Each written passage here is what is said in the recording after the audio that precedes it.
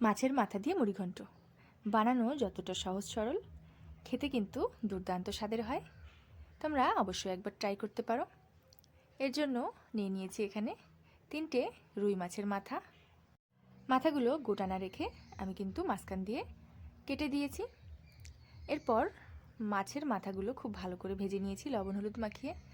মাথাগুলো ভেজে তুলে নিয়ে সেই একই তেলে লবণ হলুদ দিয়ে আলুগুলো ভেজে নিচ্ছি। আলুগুলো কিন্তু খুব বেশি ভাজার দরকার নেই। এরপর সেই একই তেলে দিয়ে দিচ্ছি গোটা গরম মশলা আর কেটে রাখা পেঁয়াজ। পেঁয়াজটা খুব ভালো করে ভাজা হয়ে গেলে তাতে দিয়ে দিচ্ছি আদা রসুন বাটা।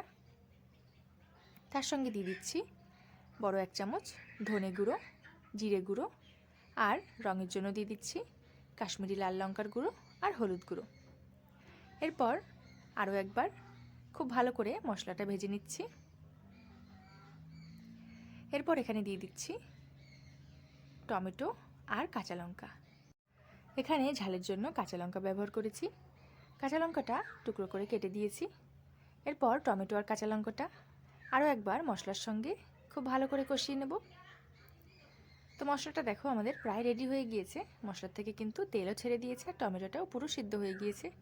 এই অবস্থায় দিয়ে দিচ্ছি আগে থেকে ভিজিয়ে জল ঝরিয়ে রাখা গোবিন্দভোগ চাল। এরপর চালটা দিয়ে দিচ্ছি। এখানে আমি 1 কেজি চাল নিয়েছি।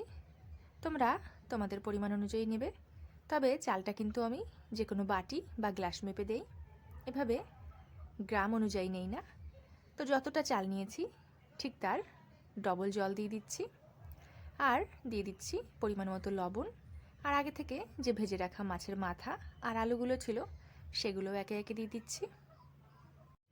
এটা রান্না হতে মাত্র 15 মিনিট সময় লাগবে। মাঝখানে আরেকবার ঢাকাটা তুলে নিয়েছি। দেখো জল কিন্তু অনেকটাই শুকিয়ে গেছে আর এটা কিন্তু প্রায় 50% কুক হয়ে গিয়েছে। এরপর এটা আরও একবার ঢাকা দিয়ে কুক করে নেব।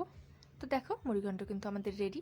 এরপর এই অবস্থায় দিয়ে দিচ্ছি আগে থেকে ভেজে গুঁড়ো করা গরম মশলা। তো দেখো মুড়িঘণ্ট কিন্তু আমাদের একদমই রেডি। এরপর এটাকে নামিয়ে নিচ্ছি। তো গরম অবস্থায় মনে হতে পারে ভাতটা একটার সঙ্গে একটা লেগে গিয়েছে, কিন্তু এটাকে আর 10 মিনিট রেস্টে রেখে দেবো, তাহলেই কিন্তু একদম ঝুরঝুরে হয়ে যাবে। তারপরে এটাকে গরম অবস্থাতে সার্ভ করে নেব।